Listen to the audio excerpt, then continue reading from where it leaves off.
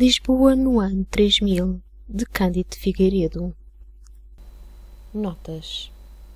Ao notável historiador, poeta, romancista, dramaturgo, jurisconsulto e heróico militar, o Sr. General Dom Vicente Riva Palácio, Ministro Plenipotenciário dos Estados Unidos Mexicanos em Portugal e Espanha, em demonstração de homenagem, reconhecimento e respeitoso afeto, ao Cândido de Figueiredo.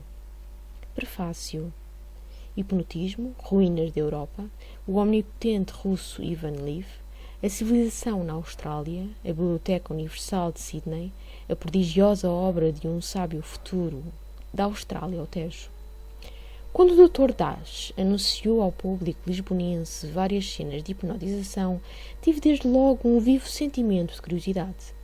A vida sugestiva pode realmente exibir os mais extraordinários cambiantes, os mais fantásticos panoramas, os lances mais belos e os mais terríveis.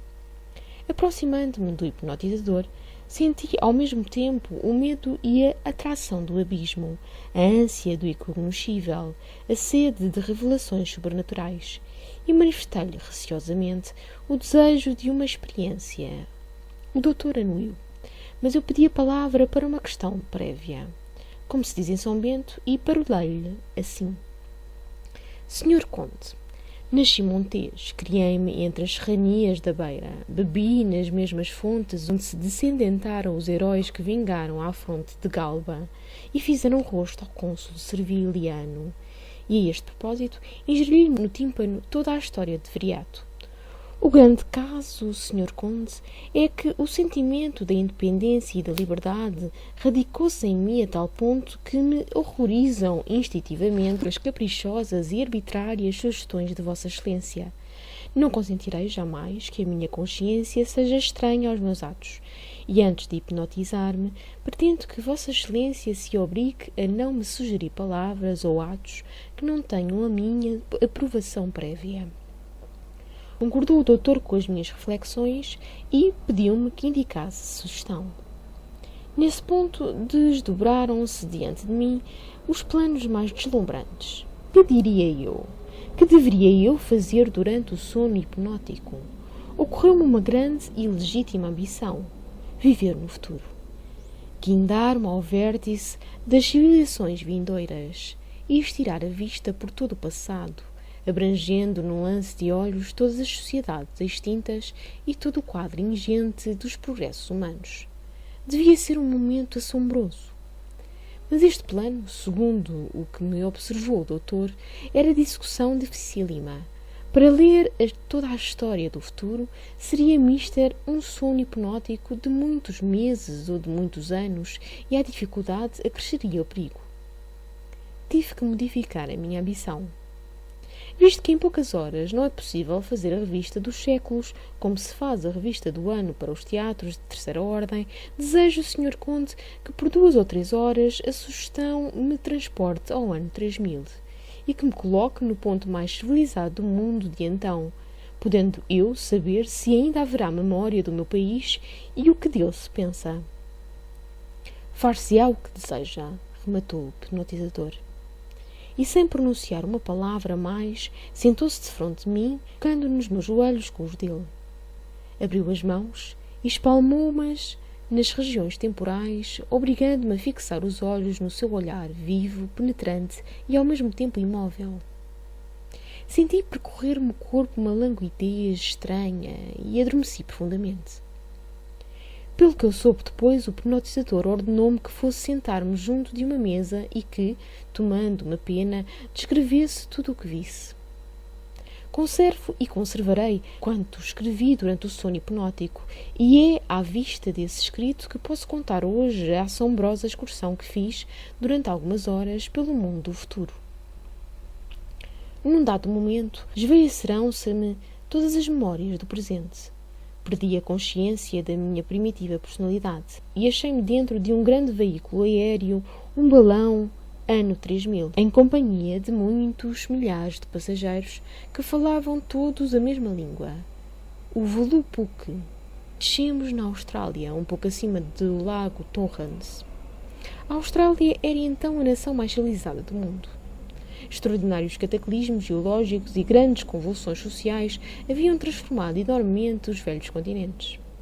Grandes arquipélagos, muito celebrados nas histórias antigas, haviam desaparecido, submergidos pelo oceano. Em compensação, uma infinidade de ilhas madrepóricas, desconhecidas hoje, disseminavam-se alegremente pelo Pacífico, opulentas de vida e de vegetação.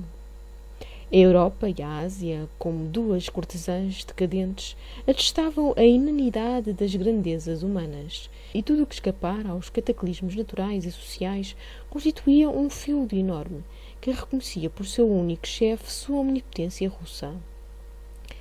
Esta omnipotência intitulava-se Ivan Liv e residia guardado por ursos brancos nas ruínas do Kremlin. O movimento, a vida, o progresso concentrava-se todo na Austrália, tendo esta por dependências a África ao poente e a leste as duas Américas. Desde a Carpentária à Tasmânia e desde o Cabo Byron ao Cabo Cuvier, numa extensão de mais de 7 milhões de quilómetros quadrados, era toda uma cidade enorme, repleta de gente laboriosa, sadia e alegre. Os antigos desertos Vitória e Gibson estavam agora cobertos de fábricas, aquários, jardins, bibliotecas e palácios. As águas do Brisbane e do Murray, desviadas por grandes canais, iam abastecer aqueles bairros. Mas os bairros mais opulentos e magnificentes eram Sydney, Melbourne, Adelaide e Perth. Grandes aleias de acácias, cedros, palmeiras, laranjeiras e eucaliptos sombreavam as praças mais amplas daqueles bairros. A agricultura decaíra, porque a alimentação humana estava reduzida a um simples elixir de que bastava tomar uma gota diariamente, e cuja invenção era atribuída pelos antiquários a Tanner e a Suchet, que viveram um na Europa e outro na América pouco antes do século XX. Não havia caminhos de ferro nem navegação a vapor. As viagens e os transportes faziam-se por meio de rápidos veículos aéreos que numa hora cruzavam todo o Pacífico, desde Sydney até à Califórnia. O dragão, em que eu descera na Austrália, fora imediatamente fretado por 2 noivos, que iam passar a lua de mel pairando alguns meses sobre as Filipinas e os Estreitos da Malásia. A governação pública era de uma simplicidade extraordinária. Conheciam-se 2 poderes do Estado, o legislativo e o executivo, que residiam essencialmente numa corporação única, uma espécie de senado eleito de funções vitalícias, exceto no caso raríssimo de nepotismo ou concussão. Os delegados do Senado eram, sob responsabilidade deste, os executores especiais da lei, dentro de todo o falanstério e das suas dependências. Esqueci-me de dizer que esta originalíssima nacionalidade se denominava falanstério, em homenagem a um filósofo humanitário, Fourier, que viveram no século XIX, segundo afirmavam os cronicões australianos. Os delegados do Senado, mal comparados, eram como os nossos governadores civis. Tinham a seu cargo a execução das leis na sua respectiva área, correspondiam-se com o Senado pelo teléfono e eram os únicos candidatos à dignidade senatorial. O que mais vivamente me atraiu a vista e a atenção foi um imenso farol elétrico, tão alto e tão monstruosamente grande que do centro da Austrália iluminava todas as costas do continente. Falta só dizer que esse farol era apenas o zimbório do mais majestoso e extraordinário edifício de toda a Austrália, a Biblioteca Universal. Exteriormente, a biblioteca era um imenso palácio de coral, de forma quadrangular, com 2 quilómetros de diâmetro e 100 portas rasgadas em toda a altura do edifício e constantemente abertas.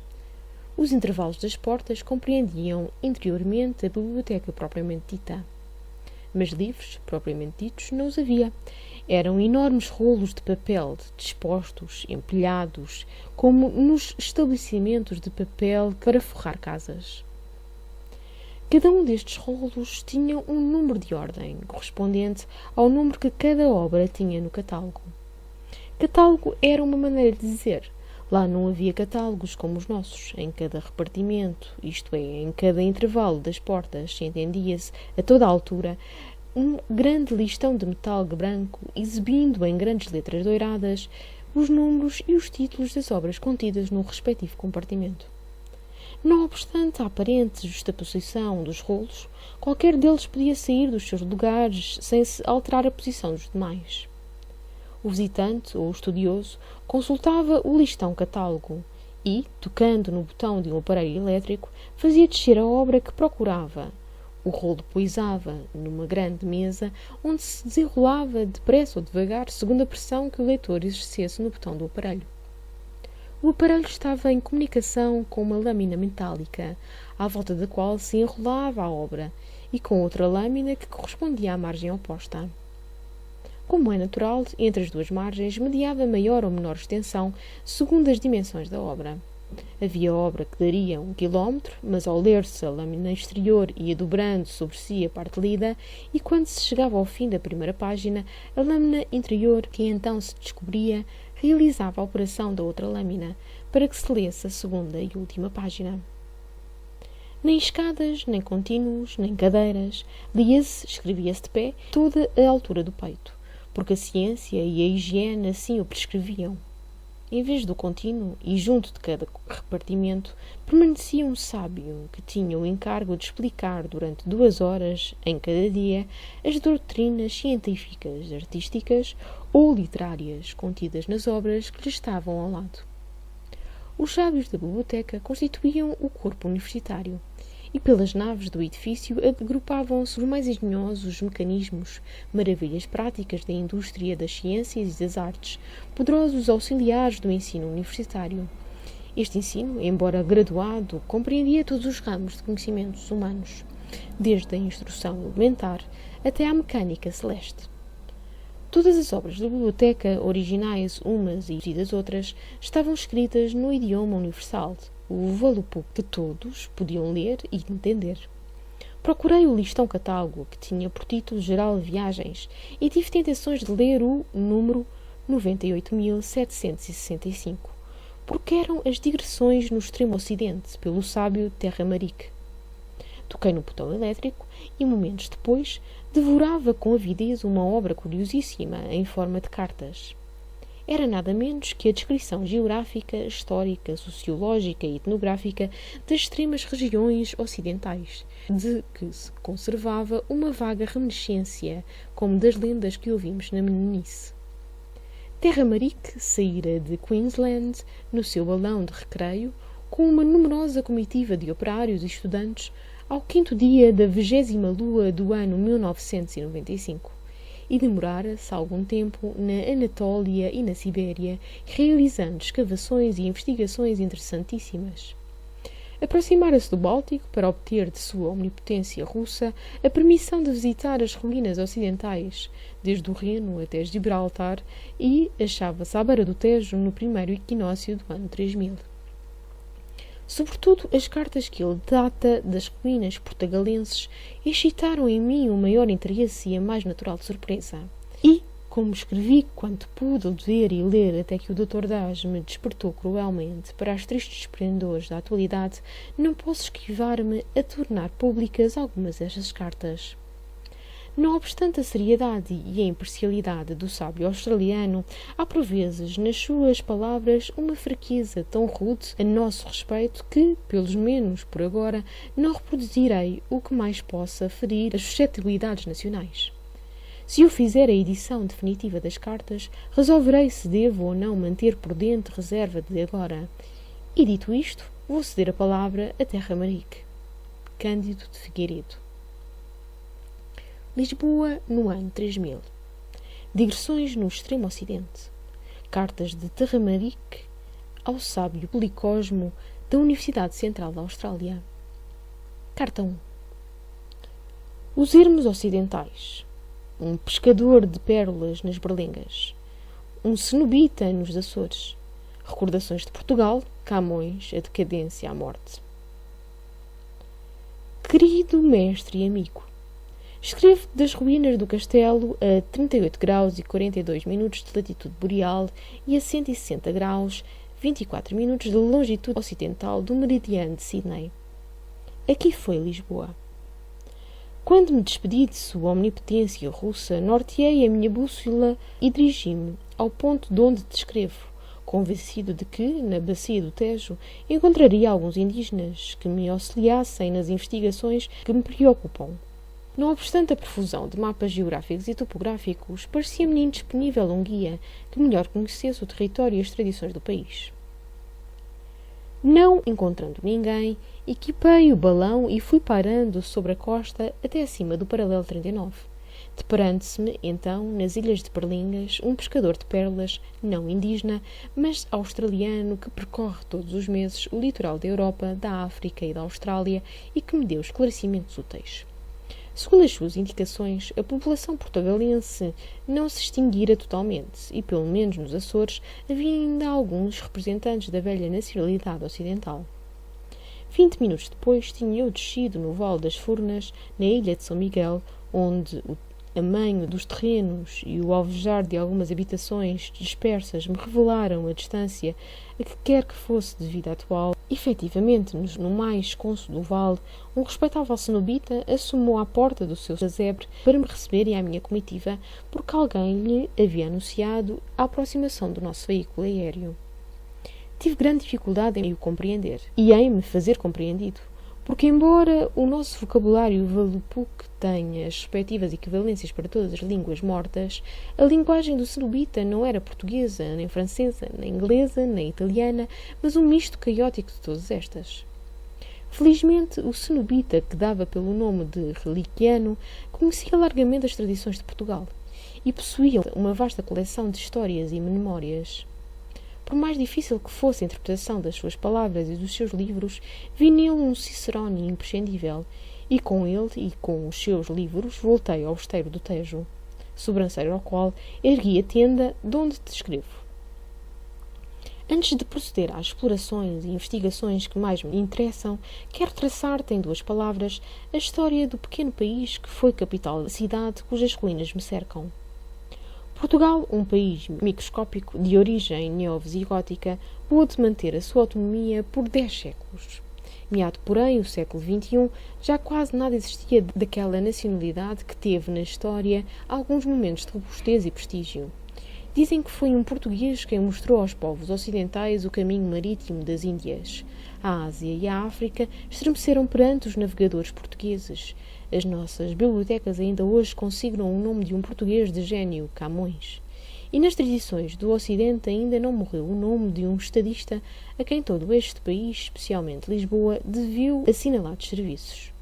Mas para que formes ideias de como entre os portugueses se galardoavam os melhores serviços, bastará dizer-te que, em meio dos monumentos em que Pombal restaurou Lisboa, os seus contemporâneos ergueram à sua memória um cavalo de bronze, que ainda dura, montado por um cavaleiro anónimo. Muito excêntricos estes neovisigodos. Excêntricos e de pouco juízo. As riquezas africanas e asiáticas que poderiam ter impulsionado as artes e as indústrias serviram para erguer conventos e praças de touros. Não sabes, talvez, o que eram no Ocidente as praças de touros, e é bom que não saibas, para não mareares, por qualquer maneira, a ideia sublime que formas da humanidade.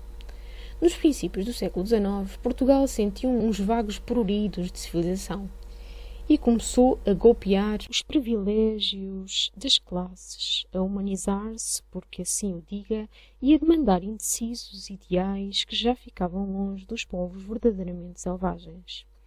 Mas no espírito daquela nação operava-se ao mesmo tempo uma evolução psicológica que podes oferecer como problema ao nosso eminente sociólogo Prisco Filogêncio, à proporção que se alumiava o espírito público e que se ia escrevendo os caminhos do dever cívico e dos destinos humanos. A vontade reagia contra a ciência e contra o bem, e voltavam-se as costas para não ver o abismo a que a vontade impelia. São muito curiosas, a este propósito, as memórias de Reliquiano, a que me estou socorrendo. Nos finais do século XIX, grande parte da população já sabia ler. Estudavam-se direitos e deveres, democratizava-se a educação, multiplicavam-se associações humanitárias, celebravam-se congressos de beneficência, reconhecia-se por lei a soberania popular e não se deferiam prémios à virtude por se entender que ela estava na índole e na brandura dos costumes nacionais e era de si própria o mais elevado prémio. Conjuntamente, porém, o direito e a justiça, todas as vezes que tivesse de dar um passo, necessitava de muletas ou patronos esforçados. O nepotismo e os privilégios chorriam-se das leis e esmagavam os pequenos e os fracos. Os poderes públicos consentiam a exposição de domadores de feras e aplaudiam nos anfiteatros a destreza com que sangrava um touro em briga com o homem. Nas trapeiras dos mais vistosos arruamentos morria-se de fome e de frio. Os velhos e as crianças não tinham proteção especial. Os infanticídios ficavam muitas vezes impunes. As ciganas mendigavam livremente, levando os filhos às costas, quase asfixiados em trapos imundos, dentro de ceirões infectos. 2 ou 3 homens dispunham de soberania nacional e arrebanhavam-se as ovelhas de Panurgo para borregarem o seu voto nas assembleias legislativas. A prostituição adquiria os foros de uma instituição social, intitulava-se paredes meias com a burguesia honesta e com a mais delicada aristocracia, levando o contágio aos mais vedados recessos. E mais, muito mais, que a blasfémia de Bruto. Tu sabes, meu querido mestre, que as leis históricas hão de resistir sempre a blasfémia igual, não é verdade? Como é natural, foi rápida a decadência dos portugueses. Nos primeiros anos do século XX, o industrialismo concentrara o resto das forças vivas do país e o predomínio individual era a ambição única, o sonho doirado de 6 milhões de cidadãos. No encalço dessa ambição, todos os meios eram legítimos. Os governados injuriavam os governantes, estes locupletavam-se à custa daqueles, o poder transmitia-se ao mais audaz e mais feliz, e a efêmera duração dos consulados supremos apressava a anarquia em geral. Por fim, ninguém pagava as despesas públicas, ninguém reconhecia os poderes do Estado. Nesta conjuntura, houve quem pensasse que o cesarismo poderia alongar os dias de uma nação moribunda, e um grupo de agricultores chamou do exílio um príncipe desconhecido. Mas o princípio da autoridade era mais desconhecido ainda, e as ondas da guerra civil varreram o príncipe, vindo sobre si mesmas e dizimando a população. Foi então que uma nação aliada, condoendo-se do pouco que produziam estes campos e do abandono em que estavam as riquezas naturais do país, mandou ao Tejo uma esquadra, que saqueou as principais cidades, transportou os homens válidos para o Canadá e disse aos velhos e aos doentes que lavrassem os campos da pátria. Se os lavraram, não sei. Sei apenas que aquela boa aliada não veio tratar da colheita, porque se achou envolvida numa luta geral entre as maiores potências da Europa. E, a esse tempo, a Rússia alargava já o seu domínio até ao interior da China, e pôde apresentar nas fronteiras ocidentais da Europa 2 milhões de moscovitas, mongóis, tártaros e manchus, que reduziram a Europa a um grande campo de batalha, em que só eles escolheram despojos. Desde então, ninguém manda na Europa, senão sua omnipotência russa, que vive nas ruínas de Kremlin, guardado por ursos brancos. E agora já é tempo de te dar conta das explorações que estou fazendo nas ruínas da capital portugalense. Vejo, porém, que o pescador de pérolas de quem receberás esta missiva vai partir e obriga-me a fazer ponto por agora. Aguarda por breve mais informações minhas, como eu aguardo as tuas boas novas. Carta 2. O cartaz, a empresa Michórdia e companhia, os contrabandistas, bandidos de casaca, os alçapões da fortuna, homens, mulheres e mulheres, homens, a bebedeira nacional, influência do vinho na política. Mestre, estamos já na segunda lua do primeiro equinócio do ano 3000, e é escasso o que, por enquanto, te posso comunicar acerca das explorações, a que anteriormente me referi. Debruçado sobre os mapas da antiguidade lisbonense e à vista dos cerros e vales por onde se estendia a cidade do Tejo, tenho levado dias e noites a reconstituir na memória essa pitoresca povoação a que a passagem do tempo e os abalos subterrâneos nem sequer pouparam a sua primitiva configuração. A tenda em que descrevo está erguida onde provavelmente existia o castelo de São Jorge. O monte de Santa Catarina, referido das descrições antigas, foi provavelmente arrasado por algum cataclismo que permitiu alargar-se o Tejo até São Roque, cobrindo também o que noutras eras se chamava a Cidade Baixa. Nas horas em que a maré deixa a descoberto a antiga Praça do Comércio e a Avenida Marginal do século XX, já tenho feito algumas ligeiras explorações e recolhido alguns fósseis e exemplares arqueológicos de que minuciosamente falarei no meu diário. À míngua de interesse científico, não deixa de ser curioso um dos primeiros objetos que se me depararam numa pequena escavação a leste da minha tenda, no mesmo sítio talvez em que se emaranhavam as velas de Alfama.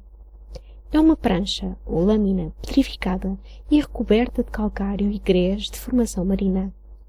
Vi-la emergir numa solução de corrosivo antilítico e desligado o calcário da prancha primitiva, pude ler nela, em indecisos caracteres: "Alto aqui!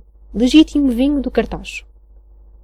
As memórias escritas do quinto período geológico, um pouco mais claras que as do período terciário e quaternário, e bem assim as preciosas informações do sonebita açoriano, convenceram-me de que a prancha aludida era uma tabuleta comercial e de que a aparente redundância da expressão vinho legítimo era mais legítima consequência do estado económico e social dos portugueses no século XX ou fins do século XIX, a que a prancha provavelmente pertencia. Cartacho devia ser algum burgo vinheteiro, mas com o seu nome vendia-se vinho legítimo e vinho falsificado. Parece que o mesmo sucedia com outras regiões vinheteiras, porque havia vinho do Porto, que era da Bairrada, vinho de Colares, que era de Tomar, vinho de Bordeus, que era de Carcavelos, vinho de Champanhe, que era do Poço de Bisco.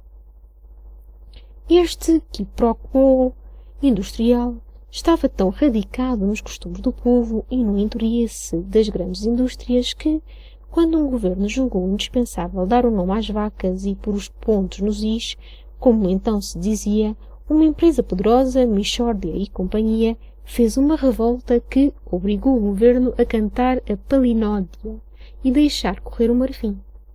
Em todo o caso, não havia desdoiro na transigência, porque estava ainda em voga uma ciência chamada economia política, de cujos princípios bastar citar este: laissez-faire, Michórdia e tudo. O que se dava com o vinho reproduzia-se nas demais indústrias. A manteiga era margarina, o café era grão de bico, o açúcar era farinha, os panos da Covilhã eram panos da Alencaia. Por desamor a estes panos e outras fazendas suspeitas, esteve um ministro em riscos de ser crucificado por uma seita de contrabandistas que infestava o país. E as falsificações estendiam-se a tudo, desde as indústrias até aos industriais, desde o povo até aos governos. Comerciantes de gente negra, bandidos de casaca e luvas, mercenários anónimos que surgiam endinheirados dos alçapões da fortuna, tinham no seu tempo o cognome de homens de bem, beneméritos e sustentáculos da pátria. Uma das festas favoritas do Ocidente era o Carnaval, em que toda a gente revelava as suas tendências e aspirações, mascarando-se do que não era. Pois nos últimos tempos desta nacionalidade, o Carnaval tornou-se permanente, não a rir, mas a sério. As lendas de Sardanápalo, Joana d'Arc e de Maria da Fonte tiveram a sua consagração prática nos últimos tempos de Portugal. Havia homens que eram mulheres e mulheres que eram homens. Nas vendas de modas, robustos macetões, cheios de denguice e perfumes, ajustavam tuganurres em ancas femininas. A mulher do campo lavrava as terras. A da cidade, se não vendia cautelas, nem fazia a guarda noturna da cidade, fazia política e ingeria-se vigorosamente na burocracia, aniquilando os seus indiferentes e elevando os seus favoritos aos mais altos cargos da coisa pública. A uma palavra, a um simples gesto de mulher formosa, mais de um ministro criou inconscientemente um diretor-geral, um governador, um cônsul. Mas isto é antecipar assuntos, meu querido mestre. Hei de descrever-te mais por miúdo a organização social e democrática da nacionalidade portugalense. E por muito que te espantes desde já, só perante um quadro mais completo e mais vivo poderás entrever a decadência que aludo. Nesta carta, propus-me falar-te apenas da primeira exploração nas ruínas lisbonenses e transmitir-te as impressões que ela me deixou. Está demonstrado que a venda do Cartacho era um entre milhares de estabelecimentos congêneres. Os portugueses bebiam muito Cartacho, muito Tarrezão e muito Termo, ou coisas com esse nome. Só assim se explica como este país foi cambaleando através de alguns quartéis do século XX, até cair no sono de que nunca mais despertou. De noite, pelas ruas e praças da cidade, havia agentes policiais encarregados de conduzir a albergues públicos os cidadãos que, cansados de beber, se estiravam na calçada. A embriaguez, longe de ser punida, chegava a ser gentil quando não provocava o sono. Para se ser amável, para se falar sem hesitação, para se pronunciar um discurso arrebatador, chegou a julgar-se indispensável o ter grão na asa. E isso explica-se. Em Portugal, os faladores tiveram sempre a mais larga aceitação. Quem o não fosse era sem sabor e reles. E se o desgraçado fosse deputado, nunca chegaria a ministro, excepto em caso de recomposição urgente. Audácia e parola, com um poucozinho ao menos de ignorância recomendada, era aqui o mais curto e direito caminho para as grandezas políticas e sociais. Muito excêntricos estes nervosículos, não é verdade? Ainda não viste nada, meu grande amigo. As informações de Relíquiano e as antigas crónicas que o acompanham descerraram-me um mundo novo e tudo te contarei. Por agora estão-me chamando a atenção os postos escuros que se erguem no Tejo, de espaço a espaço, desde uma à outra banda. Vou examiná-los. Até já. Carta 3. A ponte monumental, melhoramentos desnacionais, ministros budistas, a lenda da pasta, epopeia e comédia. Amigo e mestre, fui com efeito examinar os postes que da minha tenda se avistam no Tejo, de espaço a espaço, desde uma à outra banda. São restos de grandes pilares de ferro, meio corcomidos pelo tempo e pelos óxidos salinos. Folheando memórias escolares, cheguei à conclusão de que estes pilares sustentaram há 10 séculos uma grande ponte que ligava as duas margens do Tejo.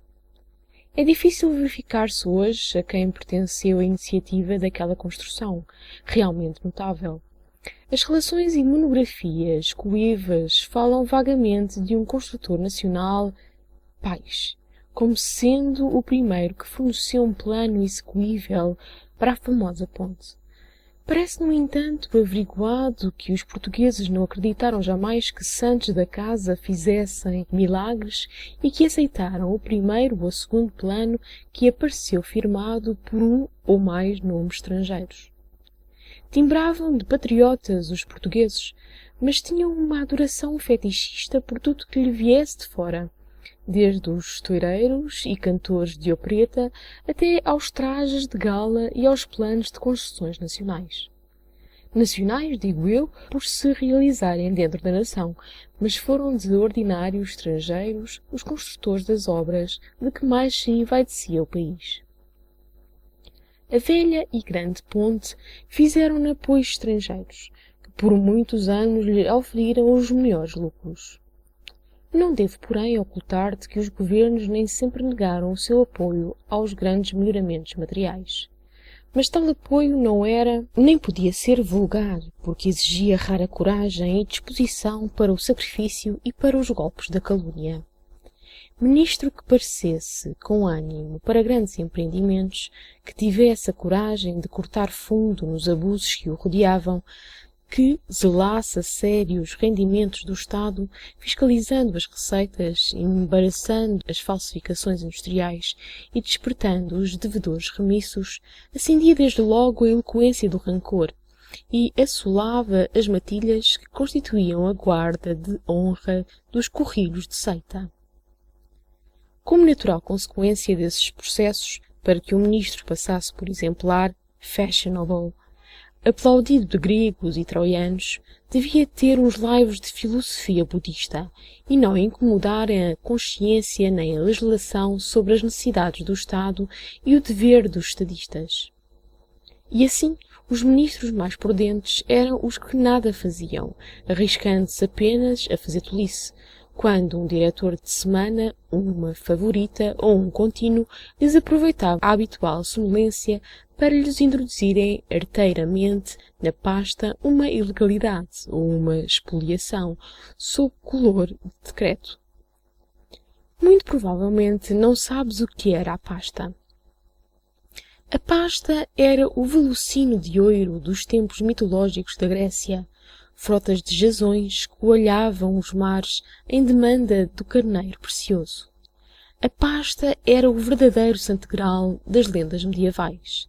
Cada cidadão era um cavaleiro andante que levava a existência em procura do vaso sagrado. A pasta era a terra santa que estava sempre em poder dos infiéis, e todo o fiel português reconhecia em si o patriótico e religioso dever de ser Godofredo, ainda que fosse Godofredo de Loiça das Caldas. A pasta era um símbolo e uma religião, meu amigo. Assim como o barril era o símbolo do trabalho e a giga o símbolo da honradez nacional, a pasta era o símbolo do poder, dos ócios deslumbrantes, das vacas gordas do Egito, do paraíso do Alcorão. Como as grandes ideias e os grandes cometimentos, a pasta foi assunto de grandiosas epopeias de que apenas restam alguns fragmentos. Destes conservo eu com que me brindou reliquiano e cuja reprodução me não desagradecerás, porque tem verdade e cor local. Não sei se pertence a algum trovador de gestas, mas pela caligrafia e pelos conceitos não pode ser anterior ao século XIX. O bardo cantava assim a pasta. Primeiro, ela saía triunfante, cheia, alegre, rebuncuda e satisfeita, tomando pela rua mais direita, que leva ao real passo onde pompeia, entre festões e púrpuras e rendas, a chancela das graças e prebendas. Segundo, e todos estendiam olhos ávidos para o bojo da pasta São repleto, e sofrendo o coração inquieto, abriam alas aos corcéis impávidos, que levavam a pasta deslumbrante, como rajá num dorso de elefante. Terceiro, e as alas murmuravam em segredo que leva a pasta a não haver quem entre naquele estranho e avermelhado ventre, e uma viúva suspirava a medo, e talvez a pensão, talvez, e um padre, tem mais um bispo a nossa Santa Madre? Quarto, enfim vou ver barão, outro dizia, poisando as mãos na refegada pança. Um patriota firma-se a aliança de Albion com nossa monarquia. Um político, eu já o tinha dito, vais a estrear reinar pelo meu distrito. Quinto, um servidor da pátria. Os meus serviços vão ter o galardão, o justo prémio, uma elegante. Ele perdeu no Grêmio uns 4 contos, mas os meus feitiços conquistaram de sábia ditadura para nós dois a perenal ventura. Sexto, um traficante.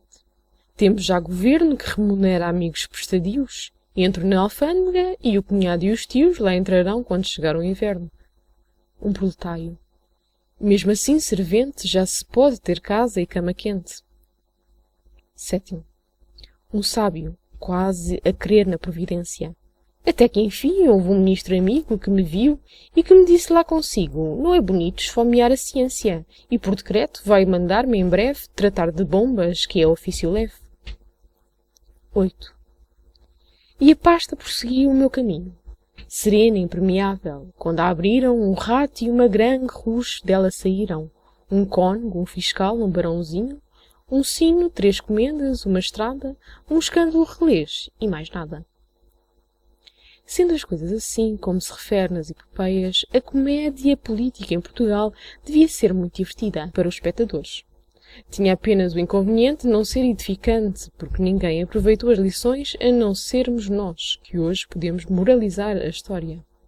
Deixo, porém, à tua descrição todas as ponderações morais e vou ainda hoje examinar a antiga Praça de São Bento, onde parece que se reuniam os legisladores, e onde, naturalmente, se me deparão alguns fósseis e monumentos para estudo. Até logo! Carta 4. A estátua de José Estevão, como se fabricavam legisladores, caixeiros e titulares, o telónio da arcada, os caninhos da burocracia, cretinos e bongas, história dos concursos. Caríssimo, visitei demoradamente as ruínas de São Bento, que ficam a meio de uma encosta, quase a cavaleiro da margem, de onde partia a velha ponte de que já te falei. O monumento que primeiro se me deparou foi uma estátua de bronze derruída e meio coberta de sedimentos argilosos. a estátua representava José Estevão, um zelador eloquente que floresceu no século XIX, no tempo em que os homens públicos ainda tinham convicções, sacrificando-se por elas e falando sinceramente dos interesses da pátria. José Estevão, a julgar pelo que se escreveu nessas eras, possuía a ingenuidade das crianças e dos homens de bem, a coragem dos apóstolos convictos e aquela eloquência inacedível que não tem nada com a arte e tudo com a alma, com a inspiração e com a grandeza dos ideais que fazem ecurvar todos os espíritos sãos. A alma portuguesa ainda vibrava um pouco sob as ondulações mágicas daquela voz privilegiada que, se a morte a não gelara, poderia salvar um país condenado. Foi merecida a estátua bem vez, mas se José Estevão fora vivo 40 anos depois, a sua voz ardente e nobilíssima cairia friamente no tímpano dos legisladores, e os que não dormitassem teriam para o discurso um bocejo e um comentário reles, cantigas. É que a política foi-se transformando com os anos. Por fim, não se compreendia que houvesse eloquência parlamentar, quando o orador não tivesse o necessário vigor para fazer voar em estilhas uma bancada de legisladores, ou o desplante suficiente para cuspir na cara do presidente da Assembleia, e o verdadeiro político seria aquele que mais afortunadamente se afanasse no bom arranjo da sua pessoa e dos seus afins. Os legisladores, na sua maioria, eram eleitos indiretamente pelos governos, a quem impendia a redigir as leis que eram da responsabilidade dos eleitos.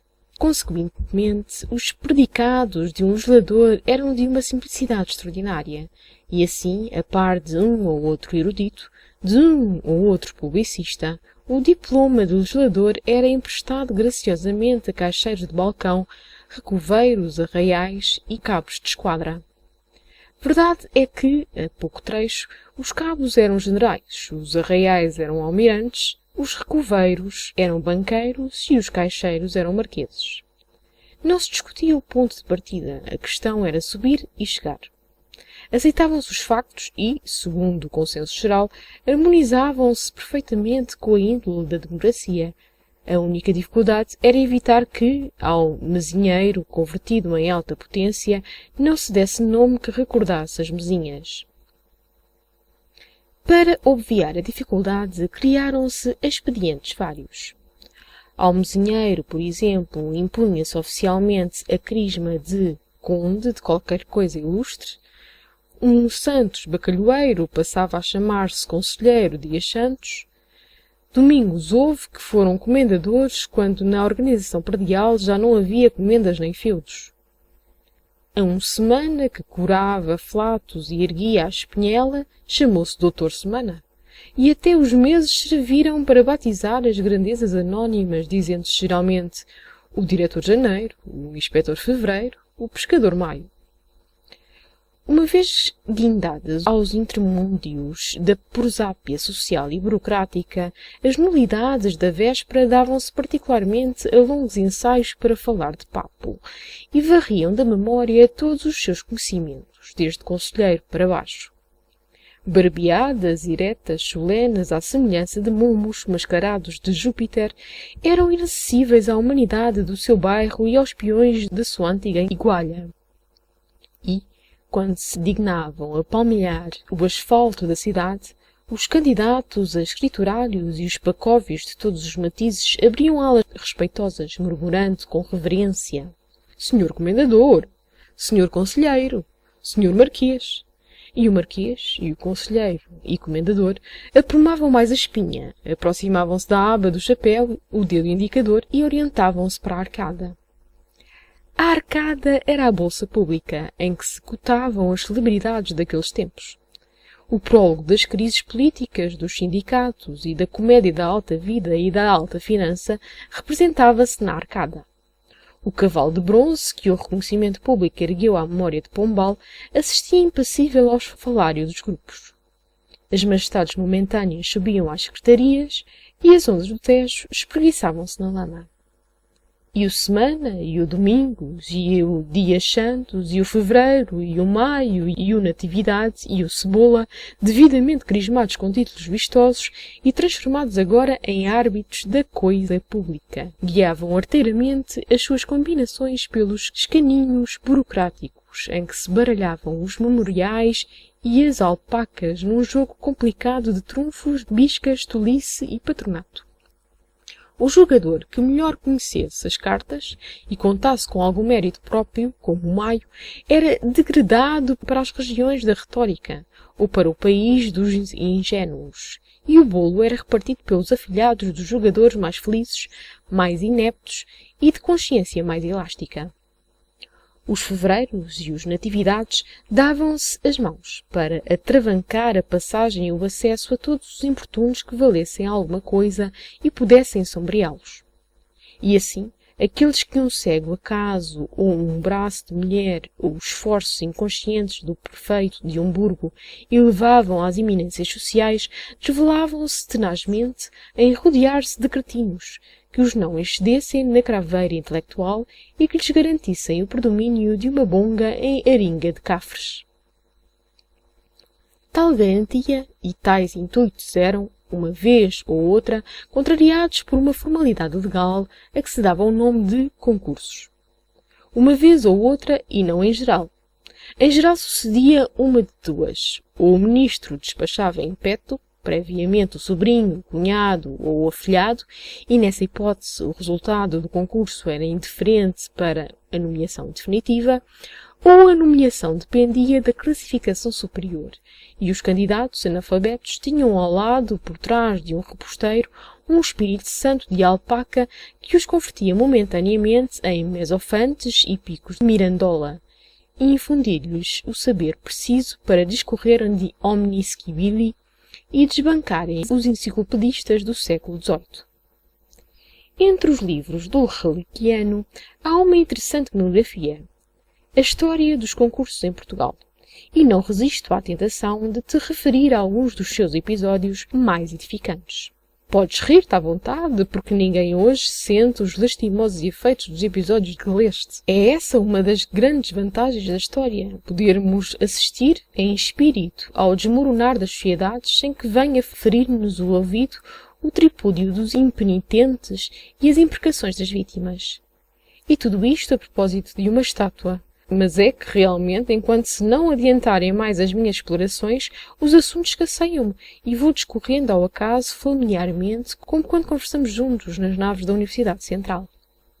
Parece que em Lisboa abundavam as estátuas. Pelo menos um dos meus operários já me anuncia o aparecimento de outra, na orla do Tejo, à beira talvez da antiga Avenida Marginal. Não havia ainda, mas segundo as indicações de Reliquiano, deve ser a de um guerreiro ilustre que tinha por nome Bandeira. Vou vê-la. Até breve. Carta 5. Sá da Bandeira, bifes de moiro, os guerreiros, o soldado, o alferes, os ideais portugueses, a reforma, a aposentação, o sindicato, a sorte grande, o sabre municipal, pé de alferes, o uniforme, sua influência social. Querido mestre, efetivamente a estátua de que te falei representa um guerreiro que se apelidava Bandeira e que era marquês e sá e outras coisas, mas que sob outro aspecto era menos que qualquer homem, porque tinha apenas um braço. O outro perdera-o combatendo por o que ele supunha a liberdade da pátria e teve a fortuna de morrer antes de perdida a gratíssima ilusão.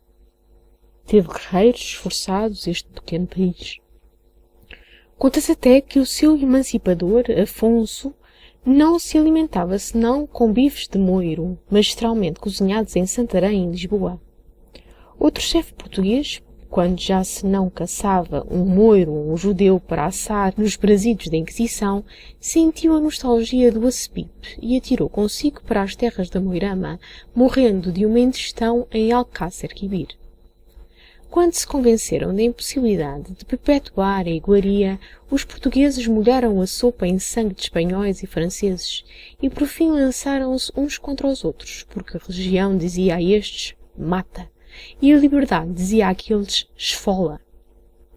Havia, porém, larguíssimos intervalos em que os guerreiros, cansados de esfolar e matar, faziam a exposição gratuita da sua pessoa, da sua espada e do seu uniforme por todos os ângulos do país, como para atestar que não se havia extinguido a raça bavórcia daqueles que comiam bifes de moiro.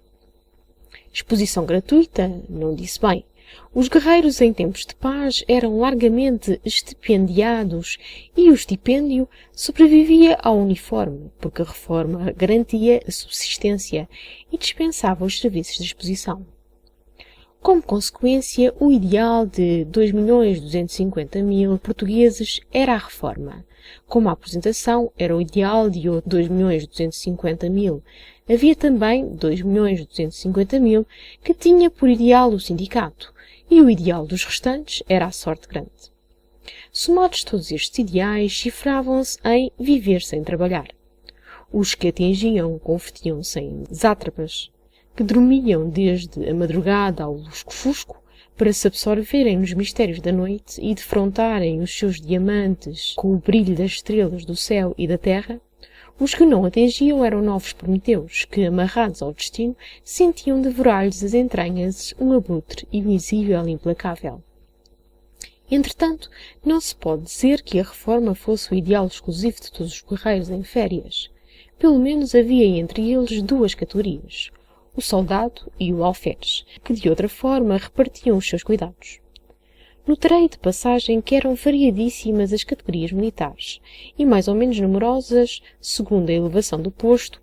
Nos princípios do século XX, o exército português era composto de 2 bocas de fogo, 50 soldados, 100 sargentos, 200 alferes, 400 tenentes, 800 capitães, 1.600 majores, 3.200 tenentes coronéis, 6.400 coronéis, 12.800 generais de brigada.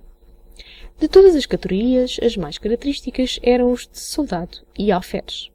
O soldado era a tentação viva, ou, como se dizia então, o ai Jesus das vendedeiras ambulantes e das servas de cozinha. Havia moça que sentia um prazer inefável ao correr as mãos pela bainha de um sabre municipal, e o guerreiro, ao contemplar-lhe as mãos manchadas do fogo e tresandando a refugo de cebola, sentia as visões do ópio e julgava aspirar o mais inebriante perfume oriental. Desde que, ao fim de uma rua, vermelejava um uniforme de soldado, havia rebate nas cozinhas e refeitórios, dezenas de cabeças, no desalinho da ansiedade, assomavam às janelas e às trapeiras, e muitos olhos convergiam instintivamente no mesmo ponto, e laqueando o guerreiro numa rede interminável de aventuras. Ao mesmo tempo, a sopa estorrava-se na panela, o gado saboreava o guisado e provava as costeletas, e a dona de casa perguntava ao seu cristal de Veneza se já não teriam demorado os pés de galinha.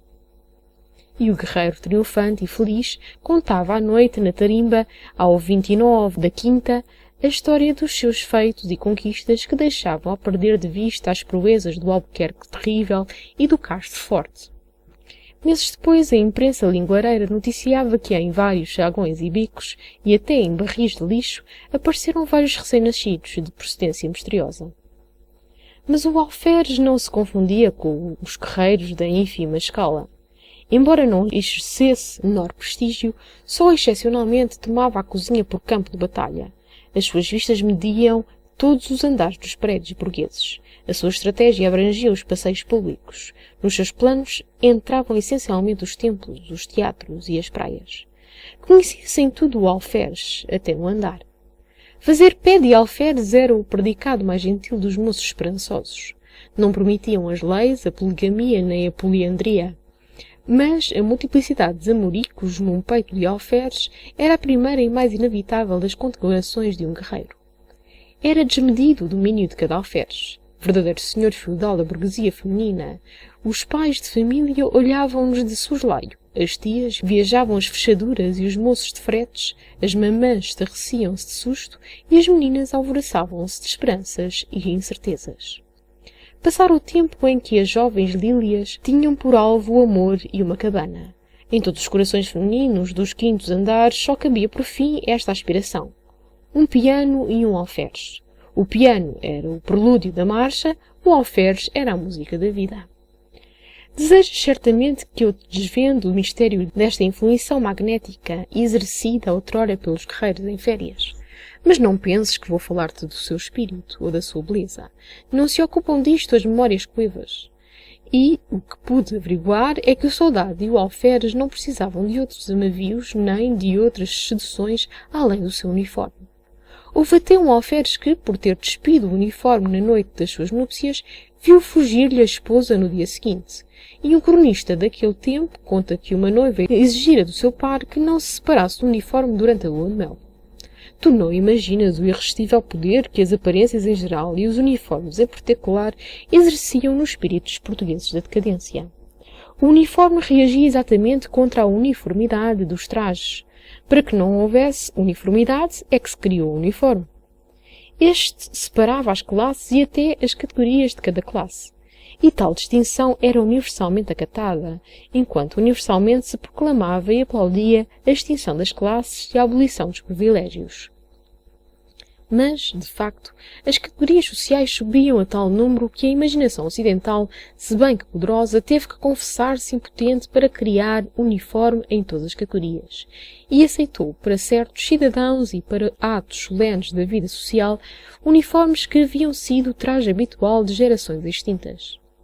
Assim, 100 anos depois da extinção dos monges, os estudantes trajavam o uniforme monacal. Os homens nobres vestiam-se de cavaleiros e pajens da Idade Média. Os sábios perpetuavam a usança dos vistosos escolares do tempo da regência. E os caprichosos chapéus emplumados dos jograis de carnaval eram, nas ocasiões mais graves, o emblema obrigatório de um homem distinto. Os espíritos superiores aceitavam estes factos sem discussão. E a arraia miúda sentia-se tomada de respeito perante uma fila de uniformes. Era do estilo, e conta um gracioso cronista que, quando em público aparecia um cavaleiro uniformizado, o povo formava alas e a besta passava. Cerro-me hoje por aqui, mas antes de fazer ponto quero dizer-te que na minha próxima carta te falarei ainda de uma estátua. Creio que já te disse que uma convulsão geológica abateu o antigo monte de Santa Catarina.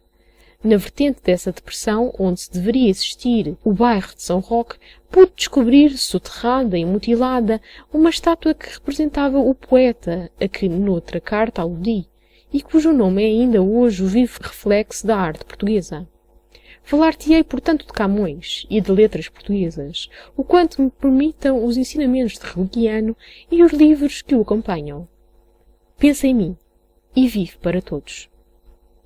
Carta 6. A escrita portuguesa, os mestres da decadência, a crítica, a poesia, os Lusíadas, a arte e a couve galega. O grande poeta que anteriormente me referi, Camões, escreveu numa língua hoje universalmente desconhecida como todas as línguas do século XX. A língua dos portugueses fora primitivamente um misto de locuções romanas, árabes e provençais. Regularizara as suas formas sintáticas e prosódicas no século XV e chegara à possível perfeição no século XVI, a que pertenceu o poeta dos Lusíadas. Deteriorada no século XVII pelo prurido das inovações, da extravagância e das subtilezas ocas, tentou baldalmente recuperar os seus créditos no século XVIII, até que, depois de meado o século XIX, entrou num período de deplorável anarquia e de decadência definitiva. Os raros modelos de boa linguagem corcomiam-os o gusano e apodreciam em arquivos tenebrosos e bafientos. Os escritores que o consenso geral classificava de pontífices literários reduziam o seu exemplo e a sua ciência ao jogo casuístico das etimologias, considerando mais perfeita a escrita que mais difícil fosse de aprender e imitar. Em vez de terem um sinal exclusivo para a representação de cada som, estribavam-se nos enfólios gregos e latinos e permitiam-se o luxo nocivo e inútil de dar a um só sinal valores diferentes, para que os estrangeiros, as mulheres e as crianças nunca pudessem dizer que sabiam a língua nacional. Assim o nhé pronunciavam-se de um modo em minha e de outro em inábil. O x em fachada não se pronunciava como em monarca. Em certas locuções faziam adicionamentos que não significavam coisa alguma, como em tísica, que exprimirem uma ideia que, com a maior simplicidade e nitidez, podia exprimir-se por tísica. E tudo isto em nome das etimologias que os próprios pontífices desacatavam, pois que insensivelmente escreviam caridade, caro amigo, idade, santos, semelhante, etc., quando, se fossem consequentes no próprio absurdo, deveriam escrever charidade, charo, amigo, sanctus, semelhante, etc. Faziam mais ainda. Quando a etimologia lhes não oferecia pretextos para escrever e complicar a linguagem com adições sábias, acrescentavam sinais e duplicavam consoantes a seu bel prazer.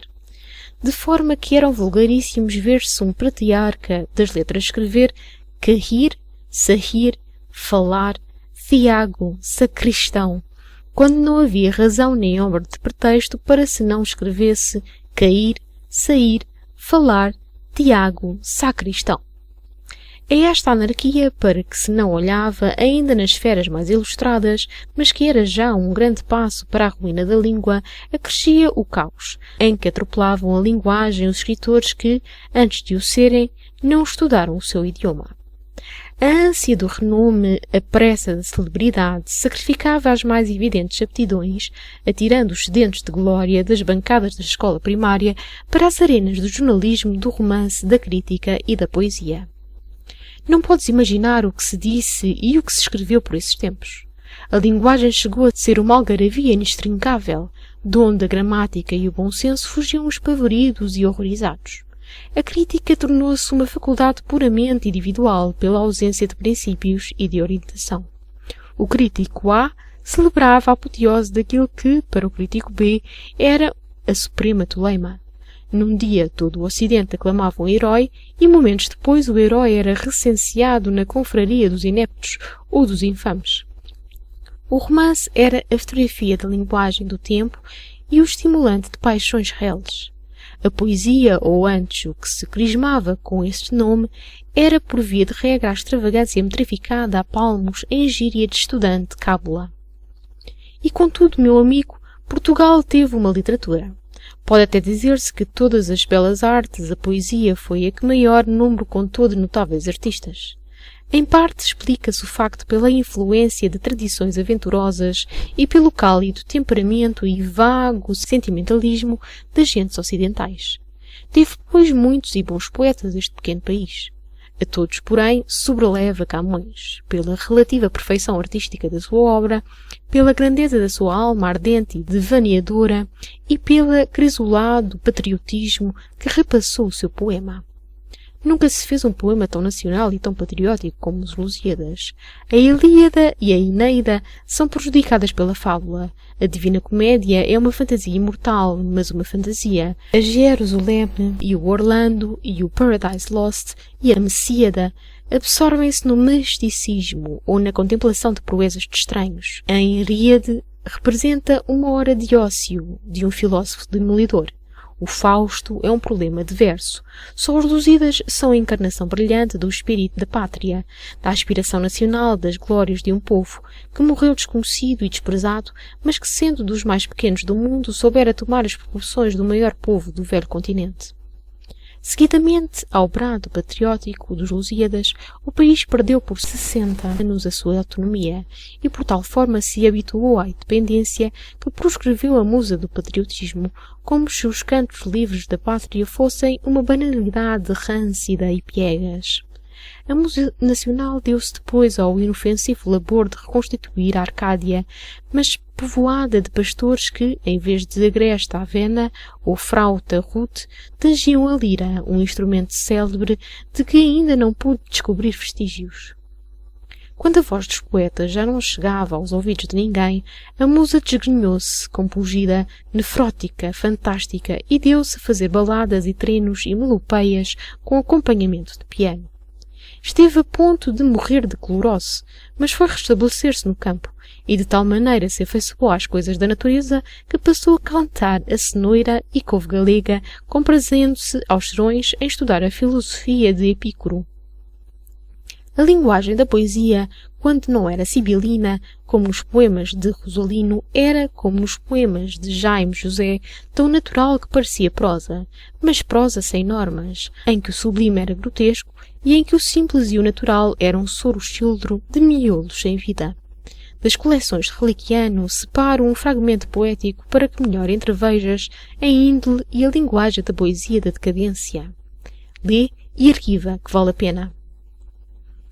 Quando olhas para mim, lírio do val, esvai-se-me a razão, foge-me o estilo, pois vejo nos teus olhos tal e qual, com licença do clássico Camilo. Duas não queiras levar isto a mal, duas cabeças rutilas de grilo, e juro-te que tenho em ti mais fé do que no próprio conte ou no litré. Tu és o meu ideal em carne e osso, e quando te não vejo alva-alfitre, do cavaco foge-me o apetite e fico todo o dia sem almoço. Que belos fragões tinha a mata, um dia em que almocei na tua companhia. Pois os espargos, não te lembras, filha? Hei de levar-te um leque de Sevilha e cerejas da Praça da Figueira, se voltares ao mata quinta-feira. Não te esqueças, amor, leva a mantilha, és um biju com ela, e quero ver se ainda hoje falo ao Rafael bordá-lo, para fazer de ti uma aguarela. Tenho-me espalhado muito sobre a literatura e ainda te não disse o que tinha para dizer. Outro dia falaremos. Recebe o meu ósculo de saudação. Carta 7. A história, o romance, o teatro, Garrett e Emília. Sapientíssimo mestre, já compreendeste que a poesia da decadência em Portugal tinha alguma coisa de planta exótica, transplantada para o vaso camareiro em Horto de Tasca? Pois as letras de outros géneros, a não serem as do câmbio, não eram melhor tratadas. A história ou não existia, ou para ter leitores diluía-se em contos de fadas com que se embalavam as crianças e se acalentava o patriotismo dos velhos. Quando um investigador sisudo, herculano, se lembrou de fazer história a sério, parou a meio da empresa porque viu que estava em terra de jetas e que os portugueses preferiam à história o conto. E tão preferido era este que quase todos os literatos faziam profissão de contistas ou romancistas. Segundo as diversas influências do tempo, o romance variou de escolas e processos. Um dia era a menina e moça, levada de casa de seus pais e baldamente procurada em montes e vales pelo seu pastor aflito e amante, de outra vez era o feliz independente do mundo e da fortuna, gizando filosofias à laia de Horácio. Felix ille qui procul negotis, ut prisca gens mortalium, paterna rura, bobus exercet suis, solutus omni fuanore. Aqui era a filha do brasileiro, golfando o sangue dos pulmões sobre ilusões perdidas, cheia de incompreendidas amarguras, rasgada pelos espinhos da saudade e obrigando a lágrimas as meninas sentimentais e as viúvas novas. Ali eram as cenas de hoje, em que o autor, dispensando-se de estudar a sociedade no seu conjunto moral e social e sem se preocupar da beleza real, nem ainda da beleza ideal apostolada pela filosofia de arte, defaçava os monturos e os hospitais leprosos, para só registar o asqueroso e o ignóbil, brindando a pervertida sensibilidade do público com o desenho grotesco das mais torpes e hediondas aberrações da vida. Segundo se depreende da coleção da Revista Negra, redigida pelo crítico Sampaio Pires, que morreu em 1925 ou 1926, os quadros dissolventes do romance predileto, para que melhor atraíssem a atenção e a leitura do mundo feminino, vulgarizavam-se em luxuosas edições, acompanhadas de estampas d'après nature e adornadas em letras versais com o título geral de Leitura para Homens, Biblioteca Secreta, etc. E o Estado, pela sua indiferença ou tácita aprovação, protegia essa indústria que se lhe recomendava por ser verdadeiramente nacional. Infere-se da citada revista que a dissolução literária, lisonjeando a dissolução social, não se restringia ao romance e refletia-se no teatro e no jornalismo. E conta Sampaio Pires que o mais aplaudido dramaturgo nos princípios do século XX era Bernardo Supino. Este autor não se limitava, com os seus antecessores do século XIX, a escrever os escândalos picantes, reais ou imaginários, de uma sociedade decadente e a disfarçar mal e a obscenidade soez com um trocadilho de mau gosto ou com uma frase cheia de reticências. Bernardo Supino ia mais longe. Alarvemente convencido que a literatura deve corresponder ao meio social, levou para o palco, dando-lhe o tom das mais cruas realidades, as agências de Vênus. O comércio das rameiras, incestos aristocráticos, extraídos da crónica das classes mais elevadas, estupros inacreditáveis fielmente trasladados da vida prática dos burgueses e peões, maridos filósofos que apreciavam a consorte na proporção dos lucros que ela oferia das suas aventuras galantes. Dentre as comédias de Bernardo Supino, cita a Revista Negra, uma que teve extraordinário êxito, representando-se 500 vezes sucessivamente, em que enriqueceu a empresa do teatro aéreo, construído, segundo parece, a meio de um grande viaduto que passava sobre a Avenida da Liberdade. Chama-se a comédia O Novo Paraíso, e o protagonista, Adão Júnior, fielmente caracterizado à semelhança do Adão Sénior da lenda bíblica, exibia-se em cena muito naturalmente, sem pecados, sem folha de parra, sem nada. A ingênua Eva Lusa, trajada unicamente a sua longa trança flutuante, e demonstrava com a mais atraente convicção que o fruto proibido não passava de uma lenda.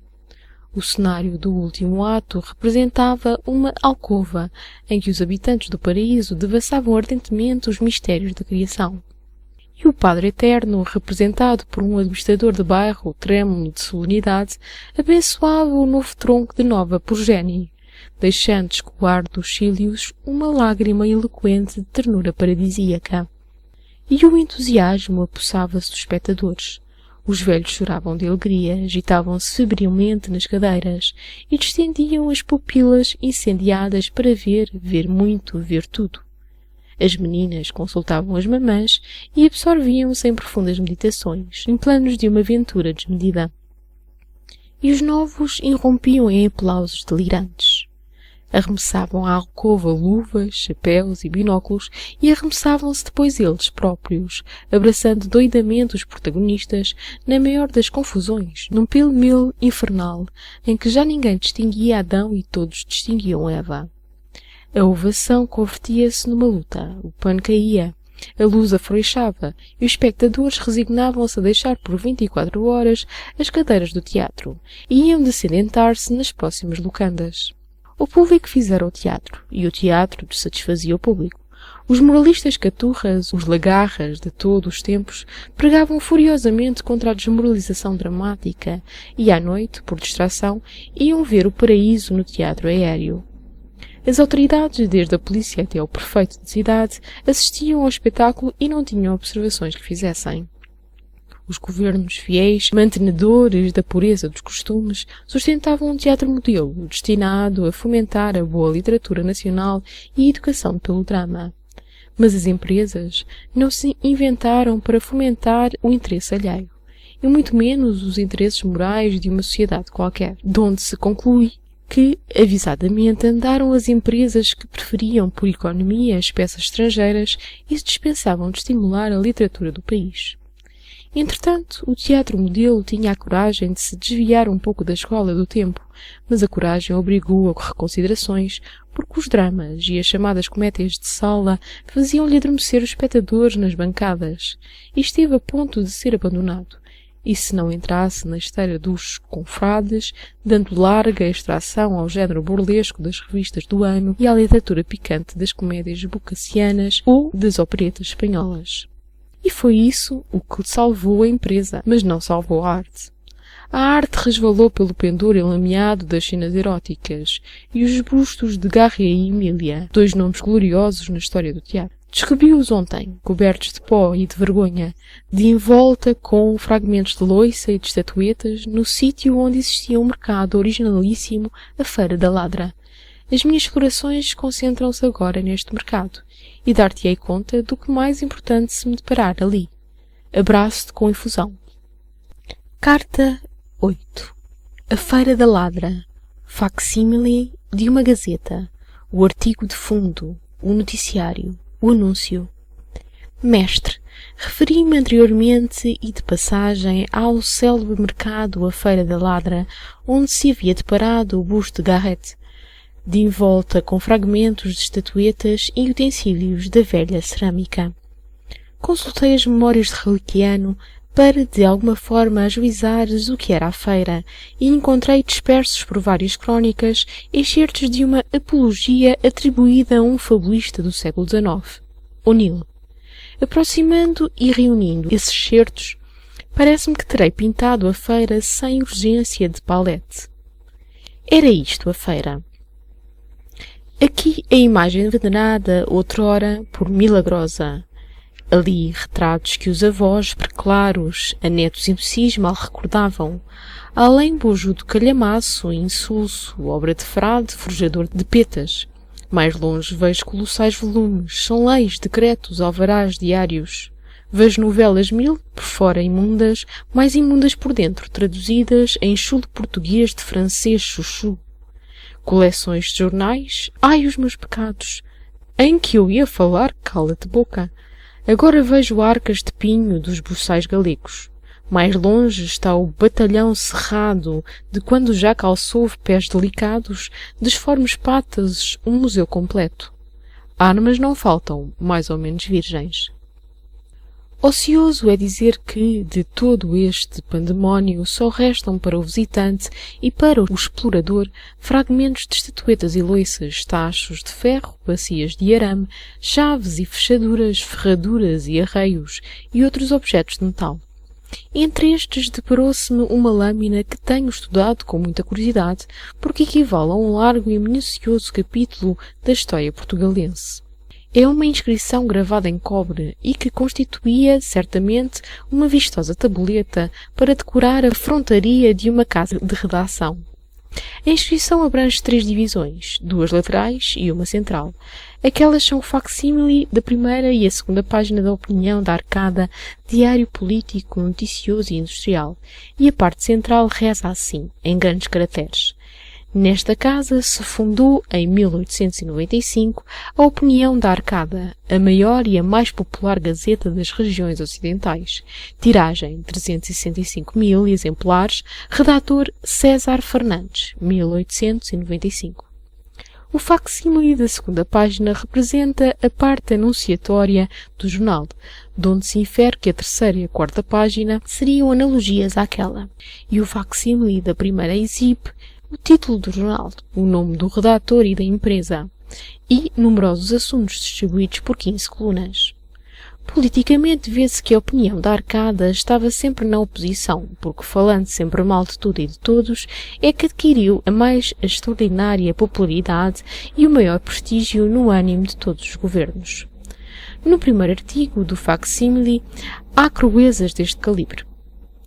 Desengane-se o governo enquanto não restituir à fazenda os 10.500 contos que roubou aos contribuintes e distribuiu pelo compadre Nunes e pelo afilhado Lopes. Havemos de dizer bem alto que o Ministério é uma quadrilha de ladrões e havemos de escutar todos os nossos tinteiros, cobrindo de negra ignomínia a lama em que os miseráveis se atolam. Mais adiante, a pena do noticiarista conta-nos. Veio hoje ao nosso escritório Josefa Simioa, uma galante rapariga de 18 anos, espadeira, queixar-se de que o seu namorado, no momento de despeito, a ferira com uma tesoura na coxa esquerda. Vimos o ferimento. É um golpe de 2 centímetros de comprimento e 1 de profundidade. Compungia-nos o contraste do sangue com a alvura da pele, que é de uma macieza veludínea. A coxa direita estava perfeitamente incólume. O sangue havia espirrado para a fímbria da camisa, maculando-a. As meias, que eram de finíssimo algodão, não ofereciam nada de notável. Fomos ver depois o instrumento do crime. É uma tesoura pequena e barata, tendo ainda numa das folhas uma nódoazinha de sangue. Pedimos todo o rigor da lei para o criminoso e sentimos o desgosto da pobre Semioa, que é realmente de uma condescendência amabilíssima e de uma formosura tentadora. A Opinião fornecia aos seus 365.000 leitores, de todos os sexos e de todas as idades, minuciosas informações sobre os factos ainda os mais insignificantes. Parece que a vida particular deixara de existir, porque entrava no domínio público tudo o que hoje consideramos íntimo e defeso à curiosidade pública. No facsímile da primeira página lê-se, por exemplo: quando ontem subíamos ao 5º andar do prédio número 229 da Rua do Conselheiro Aossi, aonde íamos levar as nossas consolações a uma pobre menina que chegou da província e ainda não tem colocação, percebemos que havia altercação entre os habitantes do 4º andar, e na nossa qualidade de repórter da opinião foi-nos facultada a entrada, e percebemos então que o Sr. Major Reformado Silvestre Silvano discutia com a sua esposa o orçamento doméstico. Toda a razão estava ao lado do Sr. Major, porque já tinha empenhado a cama por 4 reis, não vestia camisa lavada há 15 dias, não tinha sapatos para sair à rua e negava-se ao empenhar a espada para que a esposa fosse ver os elefantes do circo. Em assuntos industriais, cito-te apenas um exemplo. Em discussão com um colega dizia a opinião: acusa-nos a voz da baixa de que deixámos de agredir violentamente a nova Companhia do Guano, desde que a direção desta companhia nos brindou com 2.000 ações beneficiárias. Não tem de que acusar-nos. A companhia procedeu nobremente, esquecendo nocivos ressentimentos, para ter ao seu lado um defensor convicto. E nós convencemos-nos afinal de que é dever de todos auxiliar qualquer indústria destinada a fomentar a riqueza pública. A parte anunciatória da opinião oferece curiosidades que o nosso critério estranha hoje, mas que eram factos vulgaríssimos da vida portuguesa. Um anúncio: Barnabé Catão da Silva, diretor-geral dos descaminhos e contrabandos, prontifica-se por módico preço a obter o lugar de tesoureiro das décimas para quem tenha boa forma de letra e conheça as 4 operações, satisfazendo o mais que se combinar. Outro: o lavrador do Casal das Pintas, que dispõe de 4 votos e possui os melhores porcos do Alentejo, dará 3 contos em dinheiro ao senhor deputado ou a qualquer influente que lhe consiga o título de marquês das ditas Pintas. Ou ainda, em caracteres maiores, no último da coluna 12ª. Previne-se o Sr. Ministro das Finanças de que, se não nomeia Miguel dos Anjos para o lugar de escrivão dos órfãos, publicaremos integralmente a cartinha desencaminhada que o Ministro escreveu à Sra. Condessa dos Açudes, e na qual ele prometia tratar imediatamente de se divorciar da sua mulher para consagrar o resto dos seus dias à encantadora Condessa. Mais ainda: meu bem, teu pai opõe-se, mas vamos vencer tudo. Está, pois, combinado, amanhã, às 2 da madrugada, um trem há de parar à tua porta. Não te digo mais. Como seremos felizes. Ainda outro: uma senhora muito decente de 21 anos e possuidora de todas as prendas oferece para governanta de homem só, solteiro, novo, que esteja em boa posição e de boas abonações. Carta a PP. Não tenho espaço para reproduzir todo o facsímile, nem vale a pena. Isto, meu grande amigo, não é o facsímile de um jornal, é um facsímile de uma época, e por isso o recomendo aos teus estudos de filosofia da história. Os demais objetos que observei nas ruínas da Feira da Ladra pouco interessam à arqueologia. Há, entretanto, uns restos de portão de ferro fundido, conservando sobrepostos um tinteiro, um livro e uma ave noturna, tudo do mesmo metal. Provavelmente são vestígios dos tempos simbólicos. Vou estudar o assunto e ainda descreverei antes do solstício de verão. Carta 9. O mocho simbólico. Portugal e a Turquia perante a instrução. O professor mendigo. 52 reformas em 47 anos. Os reformadores. Bafio universitário. Mestre e amigo. Efetivamente, o pedaço de ferro fundido representando um tinteiro, um livro e uma ave era um símbolo. Assim o afirma Reliciano, que é autoridade incontrovertível. Sobre a espécie da ave ocorreram-me dúvidas grandes, porque, cotejando a figura com os vestígios análogos da fauna fóssil da Península Hispânica e sendo aquele documento um símbolo do estudo, cheguei a persuadir-me de que se tratava de um papagaio, porque o estudo em Portugal tinha geralmente como resultante a faculdade de falar, sem necessidade de pensar. Mas, por fim, melhor orientado, entendo que o simbólico passarão era uma ave de rapina, não só pela configuração do bico, mas também porque, nos últimos tempos da nacionalidade portugalense, as aves predominantes eram as aves de rapina. Mas o que mais importa à crítica histórica é a síntese das ideias que o símbolo representava. O estudo existia e recomendava-se em Portugal, como prenda galante de gentes ociosas e como meio de conquistar os lugares menos rendosos.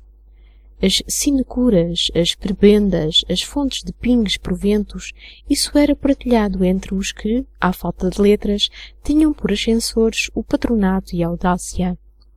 Havia aqui 3 categorias de estudo: primário, secundário e superior. Para o estudo primário, chegou a haver em Portugal perto de 6.000 escolas públicas. Entretanto, e ainda que se decretou o ensino obrigatório, apenas sabia ler uma parte insignificante da população. Numa exposição universal que houve em Viena de Áustria, quase no final do quartel do século XIX, provou-se que Portugal, em assuntos de instrução, estava a par da Turquia e da Rússia, que eram por aquele tempo as nações europeias menos civilizadas. Que faziam então os 6.000 mestres de ensino primário? Perguntarás tu. Davam palmatoadas e pediam esmola. Primitivamente a esmola era-lhes dada pelo Estado, a título de retribuição. Depois ergueu-se a bandeira sedutora da descentralização e os municípios foram encarregados de esmolar os professores. Mas como os municípios também eram pobres e como a caridade bem ordenada não sai de casa, os professores sentaram-se à porta das escolas, estendendo a mão à caridade particular. A caridade oficial, ao mesmo tempo, exercia-se profusamente, esmolando com avultados prémios os poldros que mais corressem nos hipódromos e distribuindo muitos contos de reis pelos comediantes aposentados que ainda pudessem trabalhar. Os poldros premiados significavam que o seu criador tinha excelentes éguas para o seu uso, e a aposentação dos comediantes em serviço ativo representava o sacerdócio da arte, que atirou o busto de Garrett para a Feira da Ladra. A instrução secundária não posso dizer claramente o que isto era, porque nunca teve uma organização definida. Nas coleções de Reliquiano há um índice da legislação da instrução pública em Portugal e por aí vejo que, desde 1863 até 1910, houve 52 reformas do ensino secundário, não falando naquelas que não chegaram a executar-se por absoluta inexecuibilidade. Imagina como se desenvolveria o ensino secundário. Uns dos reformadores eram rotineiros, quase imbecis, e punham o latim à esquerda e à direita, atrás e adiante de cada uma das demais disciplinas, obrigando até os alunos de matemática a resolverem em latim as equações trigonométricas. Outros eram filósofos, utopistas, e exigiam meninos sábios que aos 10 anos soubessem fisiologia, química, paleontologia e outras ciências vistosas que o legislador conhecia perfeitamente por lhes ter visto o título nos catálogos transgrananos. Havia tal que mandava estudar os preliminares de uma ciência um ano depois de estudada a mesma ciência. Outro pretendia que todos soubessem desenhar, ainda aqueles que nascessem sem braços. Outro mandava estudar as línguas estranhas no primeiro ano do curso e a língua nacional no último. Outro, não te conto mais, porque terias o direito de duvidar de quanto eu te dissesse a este respeito. E contudo juro pelo teu nome que nada há mais autêntico. Do ensino superior o exemplar mais completo era a Universidade de Coimbra. Este instituto, quanto a reformas, seguia o destino oposto ao do ensino secundário. Enquanto este sofria 52 reformas em 47 anos, a Universidade, abordada a uns estatutos do tempo da Inquisição e dos frades, arrastava imutavelmente a sua majestosa decrepitude por todo o século XIX e apresentava ao século XX intacta a ciência fossilisada do Padre Vernet e de outros acólitos do Marquês de Pombal. Na universidade, às ideias correspondia à forma. Professores e alunos trajavam de monges. Os delinquentes eram julgados em tribunal secreto, sem direito de defesa. Os livros eram do século VI, do tempo de Justiniano, e o Estado gastava ali boa parte da receita pública, mantendo com foros de ciência universitária a ciência dos mistérios e dos dogmas, a teologia. Compara este quadro antigo com a Universidade Central e congratula-te, homem do presente. Até muito breve. Carta 10. Feitos de Emílio. O Brando. Império dos Nefelibatas. O rapé e a salvação da pátria. A balança da justiça. Legisladores aos pés de João de Deus. A sociedade portuguesa, espiritistas, filólogos, dentistas e salvadores. A folha de parra. Mestre amigo. O equinócio do outono anunciou-se aqui com tão copiosos algaceiros que sou forçado a interromper as minhas investigações ao ar livre. Entre mentes e enquanto anortada açoita os panais da minha tenda, vou-me recriando e instruindo ao decifrar com reliquiano algumas das suas mais curiosas crónicas e lendas. À míngua de mais levantado assunto, falar-te-ei de uma ou duas dessas crónicas. A que neste momento se abre diante de mim não tem data, mas foi impressa numa chamada tipografia do Varatojo e é acompanhada de desenhos simbólicos e figuras de devoção. O título reza assim: Piedosa Crónica dos feitos, virtudes e gloriosas manhas de Emílio o Justo, também cognominado Brando, senhor de Braço e Cutelo em terras lusas, pelo seu admirador e familiar Francisco Acólito. O título não se impõe nimiamente ao interesse dos homens de hoje, mas quando se nos depara a biografia de um herói antigo, escrita por um contemporâneo do biografado, a crítica, descontando o que haja de adulação, tem seguros elementos para a reconstituição histórica de uma individualidade célebre. Li por isso a crónica e da leitura me não arrependo. O protagonista da lenda, consoante o indicam as expressões Baraço e Cutelo, foi senhor de grande valia, governador ou cônsul, no país lusitano ou em parte dele. A sua ascensão ao vestígio do poder fora precedida de grandes sinais e vaticínios. Predominava naqueles tempos uma seita, inteiramente desconhecida nos tempos anteriores. Era a seita dos Nefelibatas. É difícil reconstruir hoje com exatidão a história da seita, os seus princípios e os seus dogmas. Parece, porém, que herdara alguma coisa do budismo asiático. Os seus adeptos entregavam-se a misteriosas contemplações e, nos momentos de êxtase, pairavam em espírito sobre as nuvens do Tejo e de Cacilhas. Quando a pátria se afundava nos tremedais da depravação e da anarquia, chamou de Cacilhas Emílio o Justo, para que sustivesse a onda turva que alagava a Baixa e o Cavalo de Bronze. E quando o bote de Emílio Justo, também cognominado Brando, abicou ao Sodré, o povo levantou-lhe ossanas, as damas acenaram das janelas e as multidões da arcada aclamaram-no príncipe dos Nefelibatas. E Emílio Brando, a cada saudação, destapava um pequenino cofre de ouro, cujo conteúdo era um pó medicinal que fazia espirrar quem o cheirava. Naqueles tempos, fazer espirrar alguém era testemunhar-lhe amizade e justiça. E a cada espirro de cada cidadão, Emílio o Justo dizia sorridente: Viva! E todos os cidadãos assomavam-se entusiasmados, conclamavam: Viva o Justo!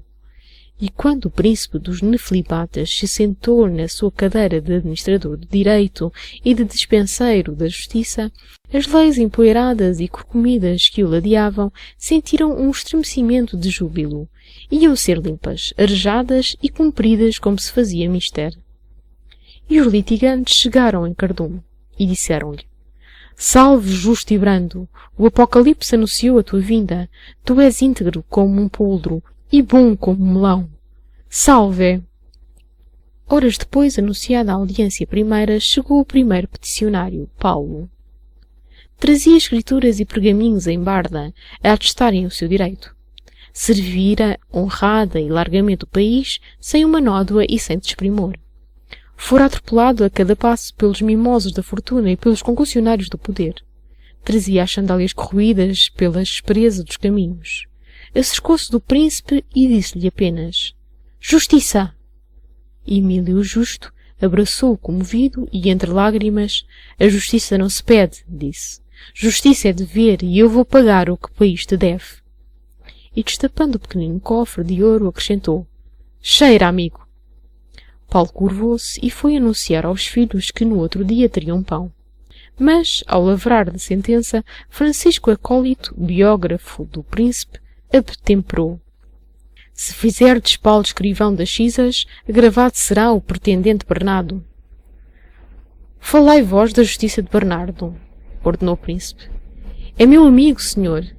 E que mais? Dá-me polimento nos sapatos e prepara excelentemente torradas com manteiga. E infuções públicas, de que é capaz? Pode pautar o almoço em que se lavram decretos e correr o reposteiro de vossa serenidade.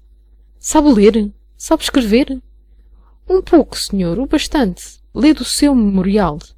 E Emílio Justo leu. Excelentíssimo senhor, diz Fernando Candeias, lebre que é seu desejo subir a escrivão das Cisas, para o que tem todas as habilidades necessárias. E.R.M. Tens razão, Francisco, concluiu o príncipe. Nomeia-se o Bernardo. E o Bernardo foi nomeado. Este facto de que não pode haver dúvida em vista da autoridade do biógrafo é tema de muitas páginas laudatórias na biografia de Emílio Brando, como documento de inexcedível bondade e nunca igualável justiça. Não deixava eu avolumar excessivamente esta carta com assuntos de limitado interesse, mas o ócio desculpa-me e o prazer de contigo conversar absolve-me. Falar-te-ei, pois, ainda de um curioso folículo de Reliciano. Intitula-se Memórias de um Pedagogo e é atribuído a um poeta do século XIX que parece chamar-se João de Deus ou coisa assim. Traduzirei apenas algumas linhas. É inquestionável a excelência do meu método, sobretudo pela rapidez com que os analfabetos passam a homens letrados. Basta-me registar um facto. Em vésperas de eleições políticas, é vulgar procurarem pessoas gradas que desejam iniciar-se nos mistérios da escrita e da leitura. Por via de regra, essas pessoas são candidatos a deputados e, quando recebem o seu diploma, já o sabem ler corretamente. De um sei eu dizer que, tendo saído eleito antes de saber ler, me apresentou o seu diploma para começar por ali os seus exercícios de leitura. Certo é que, 4 dias depois, falava nas cortes, era um dos legisladores mais celebrados e no ano seguinte estava ministro. E como este, muitos casos, por brevidade omito. Já agora não falarei ponto na epístola de hoje sem te dar conta de um dos mais interessantes documentos da Livraria Arqueológica de Reliciano, documento religiosamente conservado num cofre de cedro, graças ao prestígio de que certamente gozou o nome de quem escreveu o precioso trabalho. A obra escrita no idioma luso-franco-anglo-russo remonta ao primeiro ou segundo quartel do século XX e foi escrita sob o título de História Filosófica da Decadência Portuguesa, por um filósofo coimbrão, Simpliciano Coselhas, desterrado na Sibéria. Fastidioso e longo seria, se não impossível, dar-te miúda relação dos factos registados por Coselhas e da filosofia com que os glosa. Referir-me-ei simplesmente ao que de mais notável ou de mais curioso se me deparava na história filosófica. Refere Simpliciano que, assim como em tempos remotíssimos houvera brahmanes e sudras, espartanos e ilotas, patrícios e plebeus, a sociedade portuguesa, em homenagem aos seus avoengos da Índia, Grécia e Roma, dividia-se nos seus últimos tempos em 2 classes, ovelhas e pastores. A classe dos pastores subdividia-se em 4 numerosas famílias: espiritistas, filólogos, dentistas e salvadores. Eu te explico. Os espiritistas, à semelhança do dualismo persa de Ahriman e Hormuz, reconheciam como deuses supremos Mesmer e Allan Kardec. Celebravam os seus mistérios à volta da tábua redonda dos cavaleiros do rei Artur, consultavam as almas que vagueavam pelos céus de Ptolomeu, desprendiam-se dos interesses mundanos e pregavam a inanidade da matéria em face da grandeza e da majestade do espírito. Pertencia a esta família a seita dos nefilibatas, que faziam amor, política e literatura na serena e despedida região dos espíritos por sobre as nuvens que se recortam na direção da Via Láctea. Por um desdobramento de faculdades visionistas, os espiritistas, sem aliás perderem a sua individualidade metafísica, produziram uma segunda família, o dos filólogos. Segundo os estudos frenológicos de sábios russos, alguns crânios filológicos guardados no Museu de Kremlin ostentavam depressões denunciadoras de uma especial estrutura encefálica. O filólogo português, em obediência ao credo espiritista, procurava a convivência dos mortos, estudava-lhe a linguagem e subordinava a um sistema único todas as velhas línguas do universo. Os próprios mortos espantavam-se da audácia do filólogo e vingavam-se convertendo-lhe as noites em pesadelos horríveis. Homero aparecia-lhe então mascarado de advérbio, Virgílio tomava a figura de uma vírgula, Shakespeare encaracolava-se numa interjeição, e Juvenal, disfarçado em acento agudo, beliscava as orelhas do filólogo. Neste convívio com os mortos, o filólogo detestava os vivos, como ignorantes, materialistas e desrespeitadores do verbo dos espíritos. E atirava-lhe tropos e conjunções e anátemas. Na contemplação dos espíritos e de si próprio, o filólogo comprazia-se na solidão e, quando raramente aparecia em público, perseguia-o a vaia do rapazio estúrdio. Agarra que é filólogo, carrega-lhe os tropos, conjuga-lhe as orelhas, dá-lhe barrela. E o filólogo, corrido e traquejado, sumia-se. As academias médicas discutiram largamente se a filologite seria caso patológico. Um alienista célebre sustentou que a filologite era quase sempre um pronúncio de delirium tremens e exibiu um admirável exemplar que, abanando as orelhas, fazia cair uma chuva de dialectos.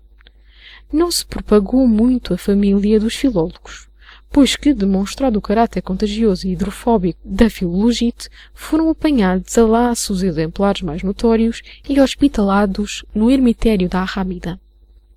Por noite velha, quando a lua irrompia detrás das colinas setubalenses, pelas chapadas da Arrábida reboavam lamentações e salmos. Viandantes, trazidos de susto, julgavam ouvir gritos e blasfémias de alma penada, e na vertigem da fuga precipitavam-se no sado. Asseguravam outros que tudo aquilo era latidos de cães silvestres uivando ao luar. Daqueles tempos nada resta hoje onde foi a Arrábida. Pude observar apenas os vestígios da canalização dos dejetos hospitalares, construída com ardósias, pacientemente lavradas pelos filólogos. Uma delas, expungida a crusta de secreções petrificadas, permitiu-me ver, entre arabescos romano-celtos germânicos mirandeses, um substantivo neutro abraçado a um verbo passivo, sobrepostos nesta legenda. À glória de Zé Filólogo, patriarca da Arrábida. Foi curta e obscura a história daquela família. Mais positiva, mais alegre e mais prolífica, a família dos dentistas. Bem recebida em toda a parte, foi todavia uma das causas mais determinantes da decadência portuguesa. Do século XVI ao século XX, operou-se uma transformação extraordinária na fisiologia portugalense. Um pernicioso evento de Filipe Nicot levara a sociedade a absorver habitualmente fumo de tabaco que, entre outros efeitos, tinha de enegrecer os dentes, fomentar-lhe a carcoma e abreviar a vida dentária. A esta circunstância acresceu o hábito que muita gente tinha, à semelhança dos filólogos, de morder nas pedras. Era por isso vulgaríssimo os dentes sujos e ruins e as maxilas desdentadas. Daí graves embaraços para a vida orgânica que, pela deficiente trituração de alimentos, começou a enlanguecer e a decair, como árvore desfrondada pelo temporal. Nesta conjuntura foi-se organizando a família dos dentistas, que se apresentaram como conservadores e restauradores da beleza e saúde dentária, e, portanto, como vivificadores do organismo portugalense. Uns apregoavam a criosote contra dores de dentes e moscas varejas. Outros inventavam os pós da Viscondessa e o elixir dos beneditinos. Estes fabricavam dentaduras à custa de velhos esqueletos e da generalidade dos coveiros. Outros rebocavam com chumbo os caninos corcomidos. E outros ainda percorriam as feiras, os parlamentos e os comícios tirando dentes sem dor. De tão simpática e tentadora indústria resultou apenas o agravamento do mal. Por um lado, os pós, os elixires e a criosote, e por outro, a barateza e a satisfação com que se extraíam dentes, punham a descoberto os alvéolos de toda a gente, dando-se o caso de que as últimas gerações portugalenses se desdentaram antes dos 18 anos. Imagina como seriam laboriosas as digestões dos pratos de resistência nos bufetes do teatro aéreo, ou a deglutição dos chifres com que o Estado alimentava o funcionalismo. As compleições depauperavam-se prematuramente, a mocidade tornou-se uma lenda, e quem chegava aos 30 anos atingia a decrepitude. Como consequência natural, a debilidade orgânica arrastava consigo a debilidade moral, intelectual e estética. O trabalho deixou de ser um dever e tornou-se sacrifício. O roubo converteu-se numa indústria tacitamente permitida pelas leis. E a luta pela vida, cerrando-se pela vitória dos mais fortes, tornou a miséria um facto geral. Os estranhos, menos decadentes ou mais audazes, não reconheciam as fronteiras portugalenses e levaram o que de melhor se lhes deparava no país, deixando-lhes alguns pedaços de pão bolorento, cordas de viola e violas em sacos. Como as épocas mais calamitosas de todos os povos foram sempre acompanhadas da esperança no Messias Redentor, os profetas sebastianistas haviam anunciado em Portugal que dos nevoeiros da sociedade surgiriam libertadores heróicos. À sombra das profecias surgiu no século XVII a seita dos falsos sebastiões. E nos princípios do século XX, aos fins do século XXI, formou-se a família dos Salvadores. O programa dos Salvadores era de uma simplicidade cativante. Amor à pátria, guerra à imoralidade, prémio à virtude e ao mérito, paz e concórdia em todos os domínios da Cantânia Lúzia, comboios gratuitos, pão barato, a primavera em dezembro e, além da vida, o paraíso de Mafoma. Apóstolos da salvação da pátria, as suas palavras eram repassadas de unção e amor do próximo, e quando eles passavam, o povo curvava-se e beijava-lhe a fímbria da túnica poçagante. Decorridos anos, numa expectativa ansiosa, notou o povo que a sua subsistência não melhorava e que toda a caça dos montes era consumida nas cheias dos salvadores. E disse-lhes: Padres conscritos e grandes senhores, a vós recorre o povo que não tem celeiros nem adegas, ponderando respeitosamente que os servos de vossas altezas varrem a caça dos nossos montes, levando-nos o talvez último recurso da nossa subsistência. Justiça e piedade, senhores. E o príncipe dos Salvadores, erguendo-se no supedâneo do cavalo de bronze, erigido à memória de Pombal, perorou às gentes: Povo meu dileto, a tua virtude é grande e a tua confiança é justa. Não caias todavia em tentação e foge dos maus pensamentos. A caça desaparece dos teus montes porque toda ela é indispensável para o cumprimento da missão que a providência nos deferiu. Afanados no rejuvenescimento da pátria, verificamos que esse desiderato só pode obter-se pelo elixir de Brown Secured. E este elixir, na quantidade necessária, nunca poderia alcançar-se nas retortas do laboratório não entrasse a caça montezinha, nomeadamente os coelhos. Por isso... Basta! Conclamou o povo. Deus ajude os salvadores! E os salvadores devoraram tranquilamente todos os coelhos. Em cumprimento do seu programa, premiaram bizarramente a virtude que o povo lhe atribuía. Viajaram de facto em comboios gratuitos e não lhes escapou sequer a primavera em dezembro, porque a foram gozar na África Central. Depois da extinta caça e esterilizada às veigas nas regiões adjacentes ao Tejo, propuseram-se salvar o Daomé e o Tombuctu, monopolizaram o marfim, as amazonas e a cachaça e exterminaram-se reciprocamente na patrilha do continente negro. O povo portugalense ia-se ficara a pão e laranja, mas pão caríssimo e laranja detestável. Depois já te contei o resto. Mudando de assunto, quero comunicar-te ainda alguns episódios interessantíssimos das lendas portugalenses. E digo lendas porque nos parece realmente fantásticas muitas destas crónicas de Reliciano, mas tudo leva a crer que os ingênuos cronistas não falsearam a verdade histórica. Prepara-te para assombros e vai lendo. Houve nos fins do século XIX e aceita as saudações cordiais do teu velho amigo, Terra Marique. Nota do editor. Como advertido ficou em outro lugar, a presente edição não reproduz integralmente todas as cartas de Terra Marique acerca de Lisboa. Omiti por agora cartas interessantíssimas e episódios originais em que a pena do sábio australiano sarja a fundo a carne esverdeada de umas granguenas repugnantes. Chega a parecer-me cruel o sábio, e eu, sem razões nem ânimo para contestar-lhe a filosofia, sinto por um lado o dever de poupar amigos que não escapam ao penetrante estilete do futuro investigador, e por outro, a necessidade de poupar as panturrilhas próprias à investida dos lobos cervais que a luz da história fora acordar nos foros escuros, donde assaltam, pela calada da noite, o viandante inofensivo e o lavrador indefeso.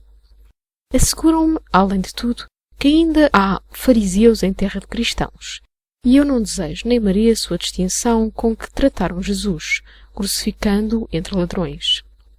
Reservo, pois, para os meus herdeiros, já que mais lhes não deixo, a edição definitiva das cartas de Terra Marique, se circunstâncias ponderosas me não levarem, antes disso, a correr o perigo da crucificação, atirando à publicidade, integralmente, sem reservas nem reticências, as digressões de Terra Marique nas terras do extremo ocidente.